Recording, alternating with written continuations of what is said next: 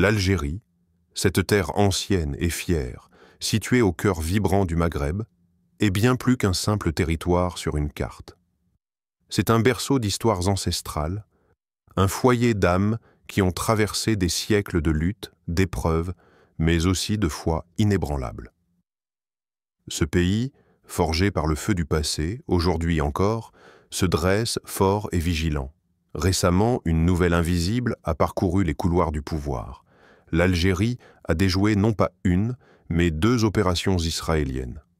2 dangers tapis dans l'ombre, 2 tentatives de saper ce qui est sacré, de pénétrer les murailles de la stabilité. Et face à cela, Israël menace ouvertement, comme si le souffle du destin changeait de direction. Mais dans ce théâtre des ombres, il y a plus que la simple stratégie politique ou la rivalité géopolitique. Il y a un appel, un signe, un murmure qui traverse les temps et les frontières. Un appel qui résonne au plus profond de l'âme humaine. Qu'est-ce que cette lutte en réalité? Qu'est-ce qu'elle révèle de la nature même de notre existence? Pourquoi ce général Hassan? Pourquoi est-ce lui, à cet instant précis de l'histoire, qui se trouve au cœur de cette tempête? L'âme cherche. Elle scrute au-delà des apparences, au-delà des conflits visibles. Elle interroge le mystère, cherchant la lumière dans l'obscurité. Et dans ce silence, le message d'Allah éclaire le chemin. Et c'est lui qui vous a établi successeur sur la terre. Coran 35-39. Ce verset, simple en apparence, porte en lui un poids immense. Il nous rappelle que toute puissance, toute autorité n'est que passagère. Que derrière chaque événement, aussi déconcertant soit-il, se cache la sagesse infinie d'Allah, le maître des cieux et de la terre. La vie est un souffle fragile. Les hommes et les nations passent, comme les vagues sur le sable, mais la volonté divine demeure immuable. Ce conflit apparent n'est pas qu'un affrontement d'intérêts ou de stratégie. Il est un miroir qui nous invite à regarder en nous-mêmes, à sonder nos cœurs et nos âmes. Qu'est-ce que cette épreuve nous apprend? Est-ce une simple guerre de pouvoir, ou bien un appel à une vigilance plus profonde, à une foi renouvelée? Nous vivons dans un monde où les menaces semblent se multiplier, où l'incertitude plane au-dessus de nos têtes. Pourtant, c'est précisément dans ces moments d'ombre que la lumière la plus pure peut naître. À travers l'histoire de ce général Hassan, ce n'est pas seulement une figure militaire que nous observons, mais un symbole de résistance, un témoignage vivant de la force que peut porter une âme animée par la foi. Ce général, porteur de responsabilité et de détermination, incarne bien plus qu'un simple commandant.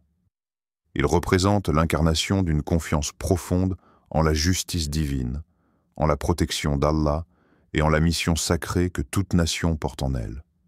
Ambiance sonore légèrement intensifiée pour souligner la réflexion. Et toi, spectateur, que ressens-tu face à cette réalité? Quand le monde autour de toi semble vaciller, quand les vents du changement soufflent fort, où te places-tu? Es-tu comme ces nations qui se laissent emporter par la peur, ou es-tu celui qui trouve, au plus profond de son être, une force tranquille, un espoir inébranlable? Rappelle-toi donc que c'est moi, je suis le gardien et le soutien. Coran 50-16. La véritable puissance ne réside pas dans les armes, ni dans les alliances humaines, mais dans cette certitude intérieure que, malgré la tourmente, le gardien ultime est Allah. Ce récit d'une nation qui déjoue des complots invisibles, ce récit d'un général qui se tient ferme face à la menace, est aussi une métaphore pour chacun de nous. Chacun de nous, à sa manière, fait face à des opérations invisibles, à des épreuves cachées, à des attaques sournoises contre sa foi, son esprit, son âme. Que pouvons-nous apprendre de cette vigilance nationale pour notre propre vigilance spirituelle? Il ne s'agit pas seulement d'un pays qui repousse des ennemis, mais d'un appel à tous les croyants, un rappel puissant que chaque bataille extérieure a une résonance intérieure. Alors que nous contemplons cette histoire, que notre cœur s'ouvre à la compréhension que rien n'est jamais laissé au hasard. Chaque événement, chaque menace, chaque défi est inscrit dans le grand livre du destin, orchestré par celui qui voit ce que nous ne voyons pas. Ne pense pas que celui qui tombe dans le sentier d'Allah est mort. Au contraire, il est vivant auprès de son Seigneur, bien pourvu. Coran 369. Dans ce souffle d'épreuve et de résistance, il y a une promesse, celle que la foi, la patience et la confiance en Allah transcendent les murs de la peur et de l'incertitude. Ce temps que nous vivons, aussi trouble soit-il, est un appel à cultiver cette foi, à affûter notre vigilance intérieure, à éveiller notre conscience. Pourquoi ce général Hassan? Pourquoi maintenant? Peut-être parce que, dans le tumulte du monde, Allah choisit ceux qui porteront la lumière, ceux qui rappelleront que la victoire n'appartient qu'à lui. Et toi, à quel moment de ta vie te sens-tu appelé à devenir cette lumière? Histoire d'un homme ordinaire devenu héros. Au cœur de l'Algérie, loin des grandes villes et des lumières, il y avait un petit village posé entre les dunes et les montagnes. C'était un endroit où le temps semblait s'écouler différemment, où les vents racontaient encore les histoires des anciens. Dans ce village, un garçon naquit, un garçon appelé Hassan. Hassan n'était pas destiné à devenir un héros aux yeux du monde. Il n'était qu'un enfant parmi d'autres. Un enfant aux yeux clairs et au sourire doux, un enfant dont la lumière intérieure brillait discrètement. Il ne rêvait pas de batailles ou de gloire, mais simplement d'horizons vastes, de liberté et de paix pour sa terre. Son enfance fut marquée par la simplicité et l'innocence, mais aussi par les défis du quotidien. La pauvreté, les difficultés de la vie rurale, les nuits froides sous un ciel étoilé, les responsabilités qui tombaient tôt sur ses épaules. Pourtant, à chaque épreuve, Hassan grandissait, son esprit se forgeait comme l'acier sous le marteau. Mais plus que tout, ce qui façonnait ce jeune garçon, c'était la foi.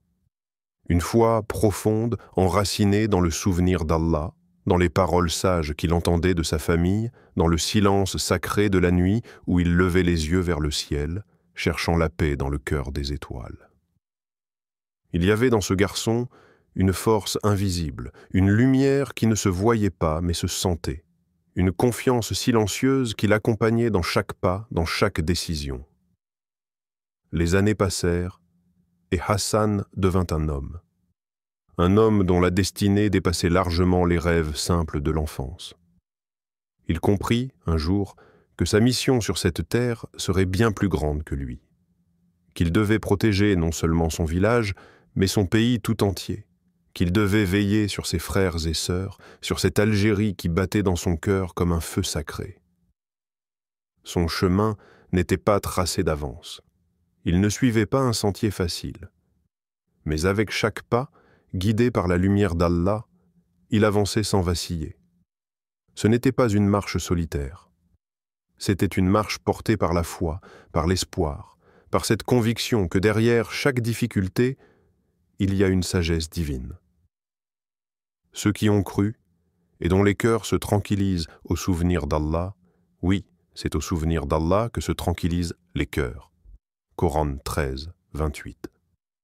Ce verset résonnait en lui comme une mélodie éternelle. Chaque décision, chaque bataille, chaque sacrifice était éclairé par ce souvenir qui apaisait son âme. À travers Hassan, c'est l'âme même de l'Algérie qui s'éveille. Ce n'est pas seulement un homme, mais une incarnation des espoirs, des luttes et de la résilience d'un peuple. Un peuple qui refuse de s'effacer dans l'ombre.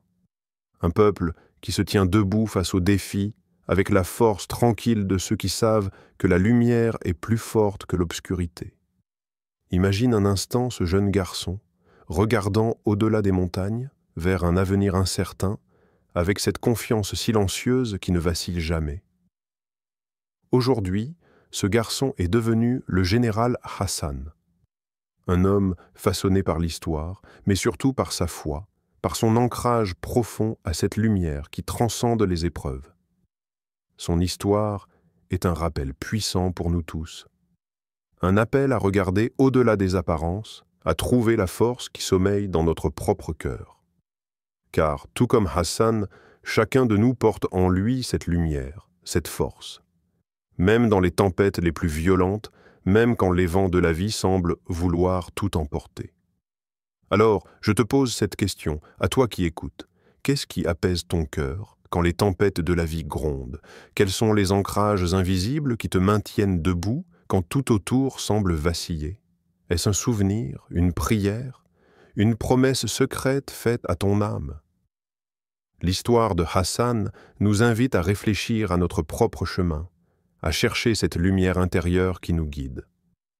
Ce garçon d'Algérie est devenu un symbole, non pas parce qu'il porte un uniforme ou une épée, mais parce qu'il incarne la persévérance, la foi et la paix intérieure qui transcendent toute peur. Son parcours nous rappelle que les héros ne naissent pas dans les grandes cités, ni sous les projecteurs, mais dans le silence des cœurs humbles et déterminés. Et toi, dans l'intimité de ton âme, quel héros es-tu appelé à devenir? Quelles batailles invisibles mènes-tu chaque jour? Quelles victoires attendent d'être remportées au-delà des regards du monde? Dans le désert de la vie, où le sable recouvre parfois les rêves, la lumière de Hassan brille comme un phare. Cette lumière est une invitation, un appel à réveiller en nous la confiance et la paix qui viennent du souvenir d'Allah. Rappelle-toi, la victoire vient avec la patience.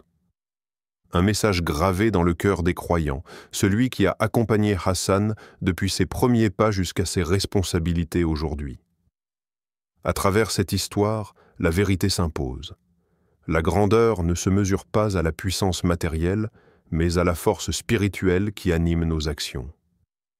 Un homme ordinaire peut devenir un héros quand son cœur s'ouvre à la lumière divine. Dans ce récit d'espoir, c'est toute l'Algérie qui se reconnaît, toute une nation qui trouve dans l'histoire de Hassan un miroir de sa propre résilience.